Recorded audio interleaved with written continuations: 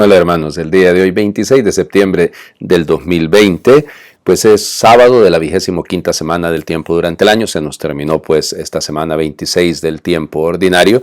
No tenemos memoria obligatoria el día de hoy. Hoy sí hay una memoria opcional muy linda, la de los santos mártires, hermanos gemelos, Cosme y Damián, solo que aquí hay una discusión con respecto a la figura de ellos, ¿no? ¿Dónde fueron martirizados? Primer punto. Y segundo punto, que dicen algunos expertos que el problema con ellos es que hay tres parejas de hermanos con el mismo nombre, Cosme y Damián, que unos fueron mártires y otros no, y entonces que se mezclan las historias de ellos, pero que eran evidentemente cristianos. De los que la mayor parte de los estudiosos habla son de estos hermanos, insisto, gemelos, que vivieron en Siria y que ahí aprendieron el arte de la ciencia en general, pero terminaron siendo médicos y hacían las cosas sin cobrar, parece ser. Incluso se les llama así anahiri, o sea que no recibían dinero, no recibían plata por curar. Y entonces al mismo tiempo que ejercían la medicina, pues iban también predicando el evangelio. Y en tiempos del emperador Diocleciano, se supone, en el tiempo más o menos alrededor del finales del siglo III, inicios del siglo IV, alrededor del año 300, pues van a ser martirizados. La leyenda habla muchísimo de cómo fueron martirizados, de que primero se les quemó, se les torturó, pero sobrevivieron a todo eso y al final los decapitaron. De hecho, por eso de la decapitación es que es muy famosa la espada de Essen, porque se encuentra en Essen, en Alemania, que supuestamente fue la que se utilizó para decapitarlos a ellos.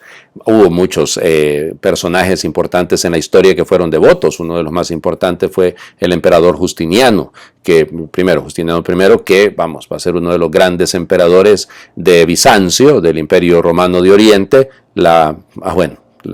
ahora mezquita de Santa Sofía, que la han vuelto a hacer una mezquita, esa catedral inmensa, esa basílica inmensa, linda y preciosa, pues fue construida por él, para que vean de dónde viene. ¿Por qué el 26 de septiembre? Es otra historia un poco simpática. Resulta ser que hasta la reforma de 1969 no se celebraba el 26, sino el 27 de septiembre, pero como es la fiesta de San Vicente de Paúl mañana, bueno, mañana no vamos a poderla celebrar, evidentemente los lazaristas sí lo harán, los vicentinos, pero insisto, se pasó por eso al 26, y en otros lugares se celebra el 25, pero, miren, es una cosa un poco simpática, ¿no?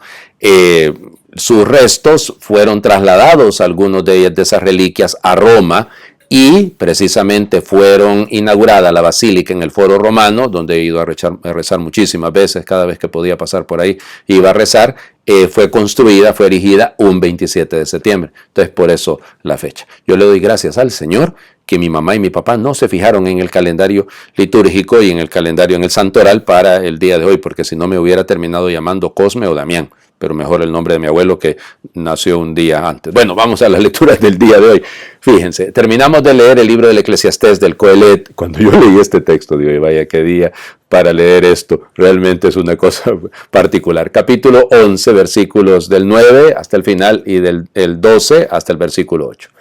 Alégrate, joven, durante tu juventud, disfruta de corazón tus años jóvenes. Sigue el camino que te indica el corazón y lo que deleita tus ojos. Pero no olvides que de todo ello Dios te pedirá cuentas. Aleja de tu corazón la tristeza y de tu cuerpo el sufrimiento. Pero recuerda que los placeres de la juventud son cosas que se acaban.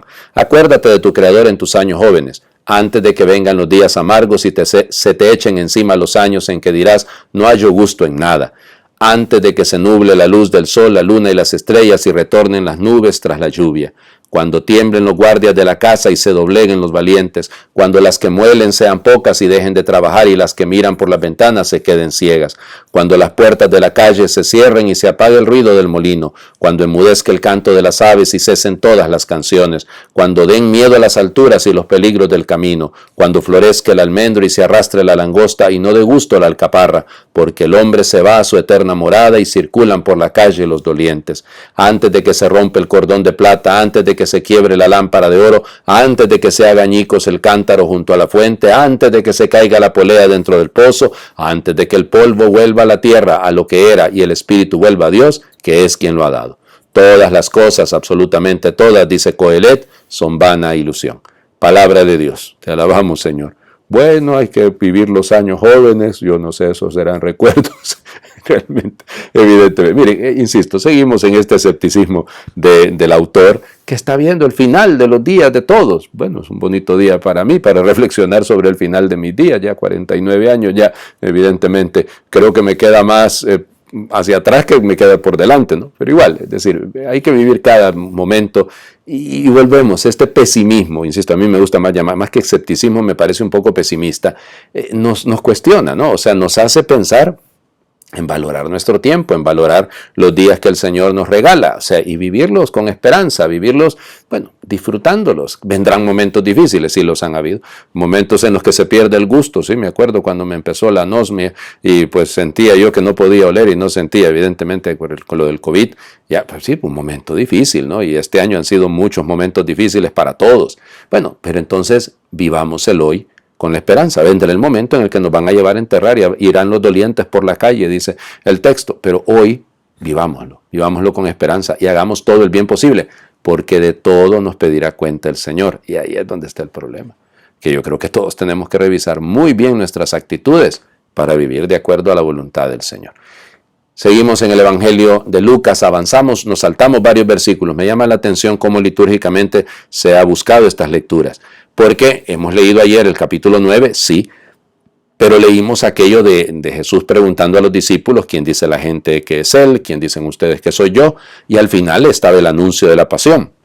Hoy lo volvemos a escuchar, nada más que unos versículos más adelante. Lucas, capítulo 9, versículos del 43 al 45. En aquel tiempo, como todos comentaban, admirados los prodigios que Jesús hacía, dijo a sus discípulos, presten mucha atención a lo que les voy a decir. El Hijo del Hombre va a ser entregado en manos de los hombres. Pero ellos no entendieron estas palabras, pues un velo les ocultaba su sentido y se las volvía incomprensibles. Y tenían miedo de preguntarle acerca de este asunto.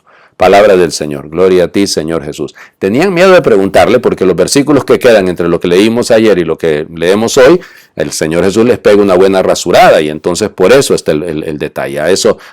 Tenían miedo de preguntarle, no entendían, un velo. Sí, tanta distracción, el orgullo, la vanidad, el egoísmo nos vela, sin duda. Nos impide ver la voluntad del Señor y eso pues hay que cortar con ese velo y se acabó pues. Pero lo otro, el Señor Jesús, ya les digo, no anda acomodando las cosas, dice las cosas con claridad. Y nosotros discípulos tenemos que entenderlo y entenderlo bien, pues vendrá un momento evidentemente en nuestra vida que seremos llamados, seremos cuestionados precisamente en nuestra manera de proceder. Entonces, las admiraciones y todo esto, bueno, son pasajeras. Nada, lo nuestro es cargar la cruz y seguir al Maestro y entender que nuestra vida no es la búsqueda del sufrimiento, no, nada de eso, sino la búsqueda de, a pesar del sufrimiento, a pesar de los retos, a pesar de los problemas, a pesar de las dificultades, de las oposiciones, de las calumnias incluso, pues seguimos adelante confiando plenamente en el Señor, quien es el que construye y lleva nuestra vida. Les invito a hacer oración. Esta otra oración, una vez más, es de la misma página que les digo, la oración nuestra de cada día, que está muy linda esta oración también. Y la hago mía este día en particular. Señor, dame la valentía de arriesgar la vida por ti, el gozo desbordante de gastarme en tu servicio. Dame, Señor, alas para volar y pies para caminar al paso de los hombres. Entrega, Señor, entrega, para dar la vida desde la vida, la de cada día. Infúndenos, Señor, el deseo de darnos y entregarnos, de dejar la vida en el servicio a los débiles. Señor, haznos constructores de tu vida, propagadores de tu reino. Ayúdanos a poner la tienda en medio de los hombres para llevarles el tesoro de tu amor que salva. Haznos, Señor, dóciles a tu espíritu para ser conducidos a dar la vida desde la cruz, desde la vida que brota cuando el grano muere en el surco. Amén. Que Dios les bendiga. Feliz sábado para todos. Les pido una oración por su servidor en este día, para que me entregue, para que dé la vida también cada día.